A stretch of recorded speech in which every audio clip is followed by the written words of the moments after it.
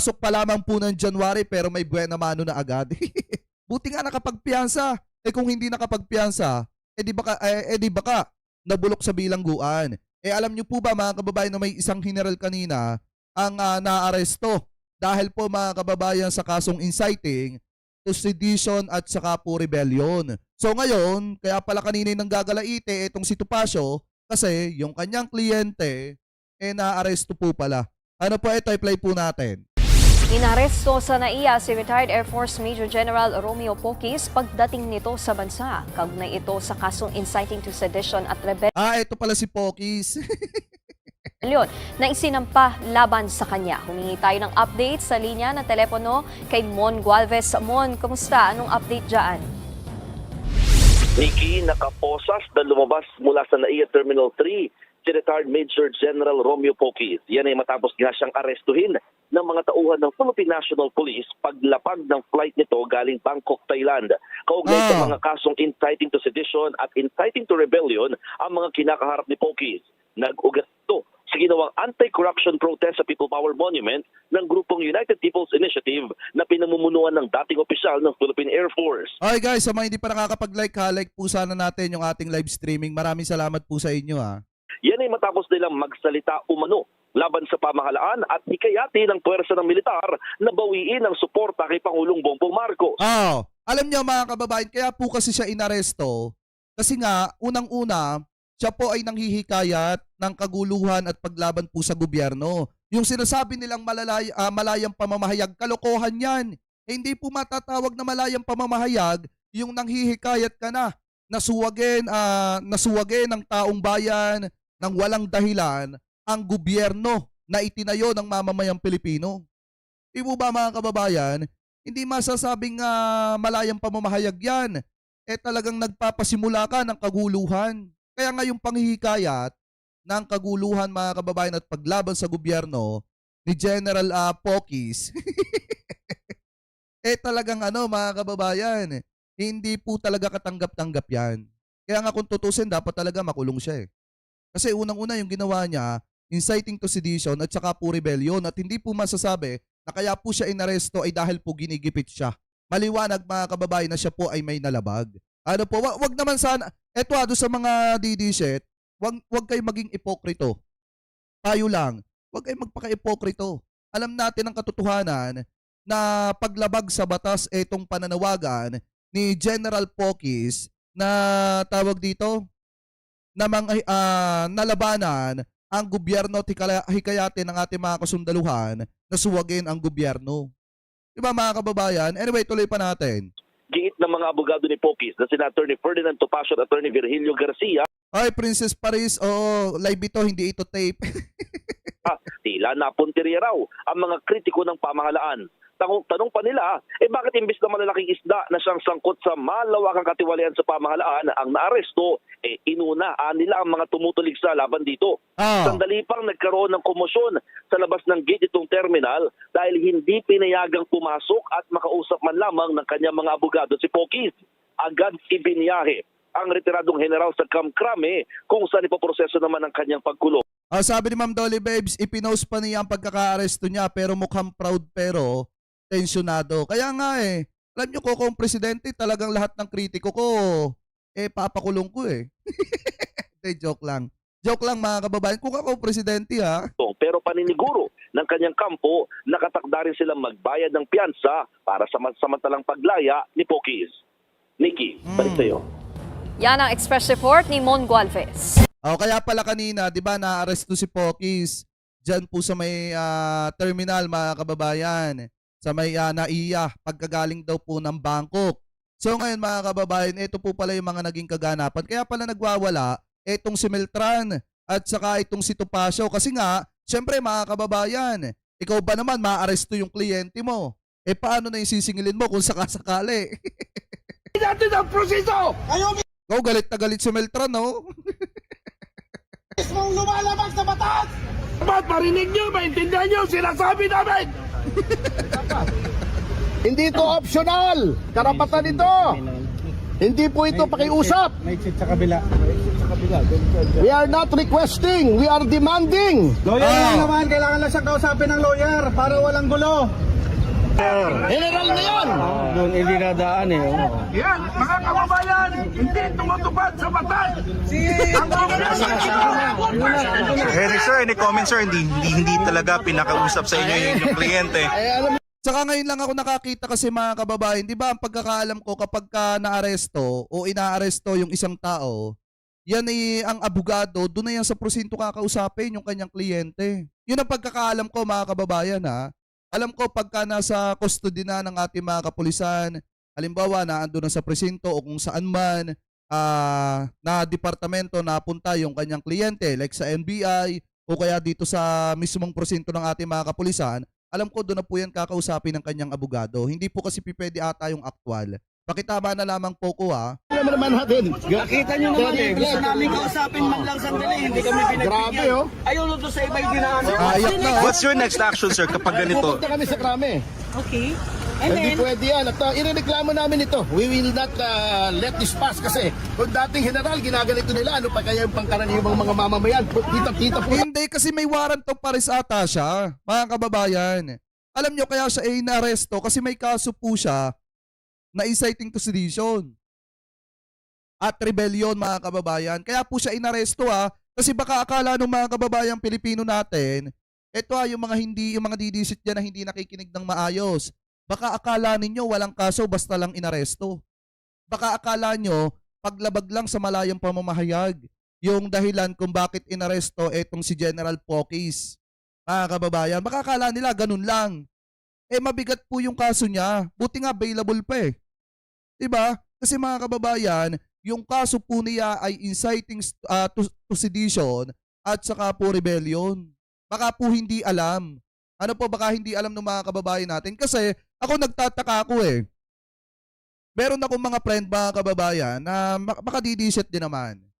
Na yung trabaho po nila ay hindi, yung kanilang mga vlog hindi related sa politics at wala silang alam mga kababayan sa nangyayaring issue ngayon sa politika. Ngayon nung naaresto itong si Pokis, gulat ako, biglang mga nag-post mga kababayan ng mga video nila na may nakalagay na mas inuna pa daw arestuhin itong si Pokis kaysa daw po dun sa mga sangkot sa maanumalyang flood control. Ngayon nung kinausap ko, sabi ko, hindi nyo ba alam ang dahilan kung bakit inaresto yan?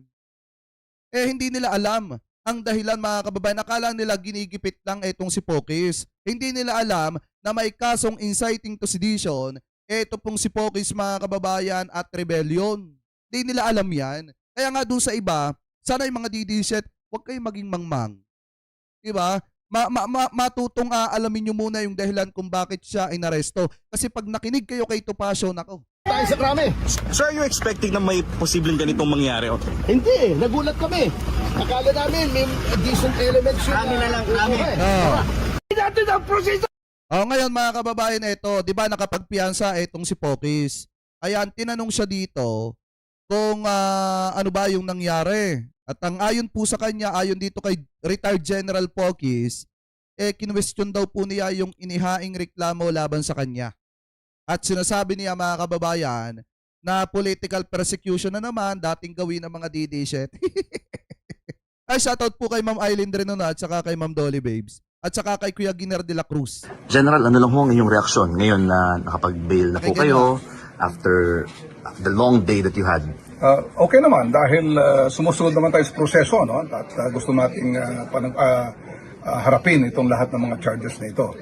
So okay tayo, release tayo, pero ganun pa man, itong kasong ito na isinampa sa akin, inciting to sedition, ay malinaw na isang panggigipit at panakot.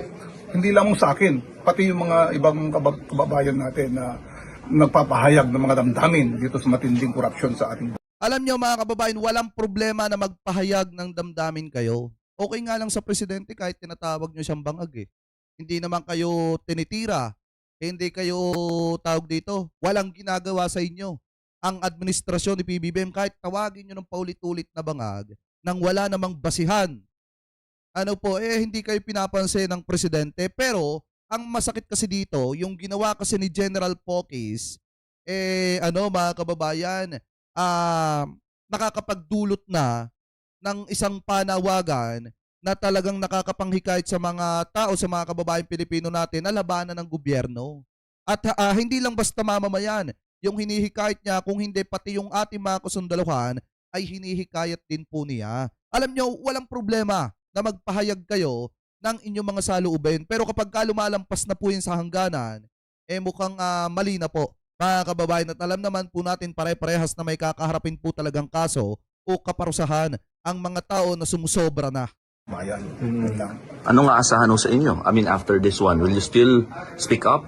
Itutuloy-tuloy natin ating, Meron bang bail yung sedisyon? Meron po, nakapag-bail po siya pagpapahayag itong adhikain, mapanagot at mabigyan ng hustisya itong ating bayan at yung mga taong nahihirapan. General, itong nangyari sa inyo, mapipigilan ba kayo na maglabas ng mga saloobin nyo o tuloy-tuloy pa rin? Tuloy-tuloy pa rin tayo dahil tayo naman ay walang nilalabag na batas dito sa ginagawa natin. Tayo lamang ay nagpapahayag ng ating damdamin, yung pot at galit dito sa matinding korupsyon na ito na nangyari sa ating bayan. Ito para sa akin tama na ituloy niya yung panawagan na dapat papanugutin. Yung mga sangkot sa maanumalyang flood control. Pero mali yung sinasabi niyang wala siyang nilabag na batas. Maliwanag nga na hinihikayat nila na labanan ang gobyerno, mga kababayan. Maliwanag na hinihikayat din niya yung ating mga kasundaluhan na magbitaw ng suporta sa ating gobyerno. So yun yung mali niya. Wag niyang sabihin at nung mga taga-suporta ni Digong na walang ginawang mali etong si retired General Pokis. Alam natin pare-parehas na mali po yung ginawa niya, sedisyon yun, mga kababayan, at rebellion, yung ginawa niyang panawagan na labanan ng gobyerno. Anyway, ituloy pa natin. Pero sir, bakit tingin nyo magkakaroon ba ng patas na treatment sa inyo? I mean, you're talking against the government. Of course, alam naman natin na ito ay isang intimidasyon o pangharas o pananakot lamang. So, diba, isang-iisa yung lengguwahe nila ni Sarah. andyan yung lahat ng, yung ahensya, andyan lahat ng mga powers ng government.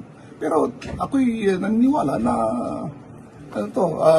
malalagpasan natin itong pagsubok, itong mga kasong ito. Sir, when you said na hindi kayo hihinto, sa papaanong paraan? Meron tayong organisasyon, yung United People's Initiative, okay? Ngayon, dahil tapos na yung Holy Week, ay yung holidays, magkakaroon tayo ng mga pag-uusap muli, paano ang ipupurso ng mga ibang layunin, mga plano. Makikita ba namin kayo, sir, na nangunguna doon sa mga pagkilos kontra dito sa mga katiwalian? Tuloy-tuloy pa rin ang UPI, pero maraming mga grupo, gusto sana natin ay lahat ng mga grupo ay magkakaisa para mas pakikinggan ng gobyerno ang ating inaing. Sir, yan ang ating adhikain ngayon.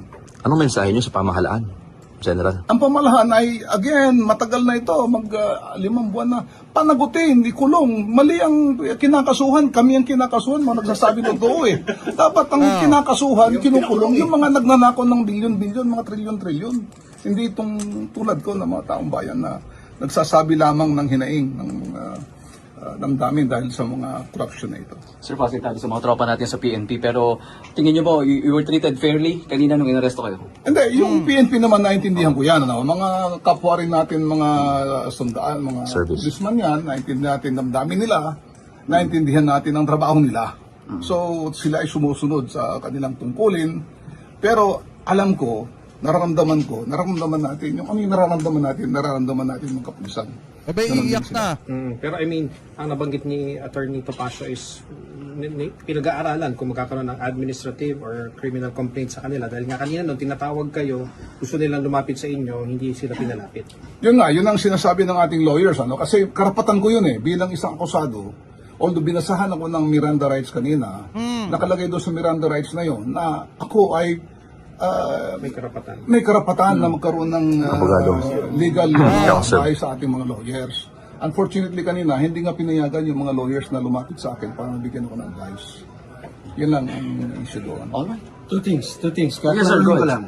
Number one, hindi kami late dumating sa airport. Maaga kami sa airport kanina. Nakapag-interview pa nga bago sila lumabas. No? So, hindi totoong kami late. Kaya Baka naman late kayo kasi nakasarado na yung gate mga kababayan eh.